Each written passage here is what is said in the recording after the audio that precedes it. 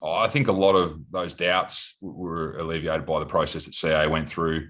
If you're directly talking about security and no doubt the pandemic with COVID, what does that all look like? So, yeah, there was a lot of information flowing leading into this series, and I think that information has cleared the thoughts of the players, and they do have an option not to tour. They're jumping on the plane. So that to me says that they're ready to go, and they're clear in their mind that, it's going to be safe and it's an exciting tour, and they're getting their heads around the cricket as opposed to, the other things that potentially can crop into their mind.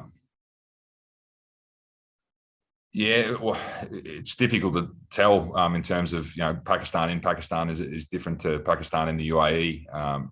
They've got some great options, spin bowling options. That their fast bowlers, Shaheen Shah Afridi, keeps getting better every year. Left arm pace, swings the ball, can reverse swing the ball as well. So they've got some exciting players. Equally, we've got some really exciting players as well. And Mitchell Stark and Cummins and Hazelwood and Green, and our bowling attack is equally as exciting. So I think it's going to be a really good contest. You say that Pakistan are unpredictable, but I think in their own conditions, there's an element of predictability. They like to draw games out. They play the long game. They're patient, and they play their conditions well. Oh, no doubt. I think the quality of the IPL can coexist with our preparation for our players for a T20 World Cup. And there was no greater example than Josh Hazelwood going to the IPL before the World Cup, getting a nice build in, getting a nice lead in. There's great benefits to be had by playing at that level, being exposed to those conditions, and the conversations that happen within the IPL franchises.